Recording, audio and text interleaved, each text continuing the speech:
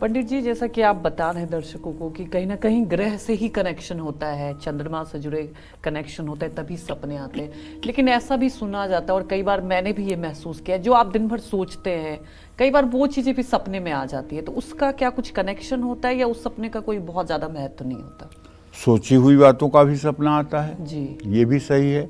जिस चीज का आप हर समय चिंतन कर रहे हैं वो भी सुषुप्ति मन उसको कवर कर लेता है। अच्छा। वो भी सपने में आता है। हाँ देखो ऐसा है ना, मन जो है जी, ये कोई हमारे जन्म के साथ नहीं पैदा हुआ है।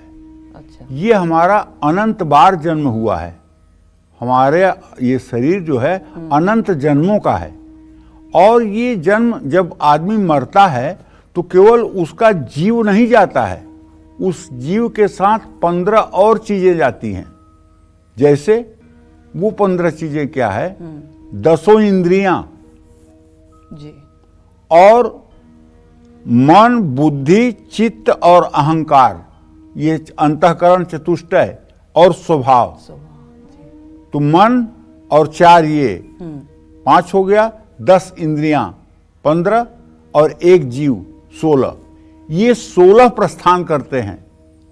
इसीलिए जब किसी योनि में व्यक्ति जन्म लेता है तो उसको अपने पूर्व जन्म के संस्कारों के आधार पे ही कार्यान्वयन करता है। कोई व्यक्ति बचपन में ही बहुत तीक्ष्ण बुद्धि का, बहुत तेजस्वी हो जाता है। जी, जी, अब एक बात बताओ, स्वामी रामकृष्ण परमहंस के शिष्य थे स्वामी विवेकानंद। और ऐसा मैंने पढ़ा है, महात्माओं के मुंह से सुना है, संतों के मुंह से सुना है कि सिर्फ विवेकानंद को स्वामी रामकृष्ण परमहंस ने ऐसे कर दिया और विवेकानंद विवेकानंद हो गए।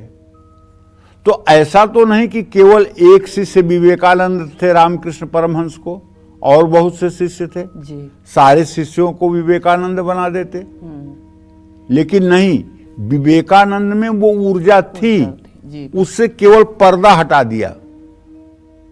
आपके अंदर अगर ऊर्जा है, जैसे किसी कमरे में बिजली है और बिजली का कोई तार नहीं सही जुड़ा है और उसको अगर इंजीनियर जाके जोड़ दे तो लाइट आ जाएगी। लेकिन अगर उस कमरे में बिजली ही नहीं है तो इंजीनियर चाहे जितना दिमाग लगाए वहां कौन सी लाइट जला देगा?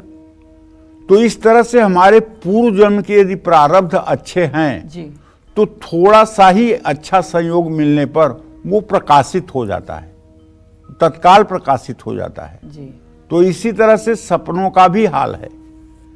कोई कोई सपने तत्क्षण सिद्ध होते हैं, कोई कोई सपनों में समय लगता है और कोई कोई सपने निरर्थक भी होते हैं। आगे मैं बताऊंगा अंजलि कि किस तिथि में देखा हुआ सपना कितने दिनों में आपको प्रभाव देगा, किस तिथि में देखा हुआ सपना निष्प्रभावी होगा, और इन सपनों से बचने के लिए आप क्या कर सकते हैं, ये सब बताऊंगा विस्तार से। हमारे दर्शकों को चाहिए कि आज का कार्यक्रम पूरे मनोयोग के साथ देखें, क्योंकि आपके परिवार में भी आए दिन आपको सुनने को मिलता होगा कि आज मैंने ये सपना देखा, आज मैंने ये सपना देखा, आज मैंने ये सपना देखा। फिर आप घबरा जाते हैं, फिर आप अपने किसी जानकार व्यक्ति से फोन करते हैं, पूछते हैं कि इस सपने का क्या मतलब होता है, इसके लिए क्या उपाय करना चाहिए। तो अगर ये नॉलेज आपको रहेगी तो आप घबराएंगे नहीं और आप अपना उपाय खुद से कर पाएंगे। जय मां विंध्यवासिनी।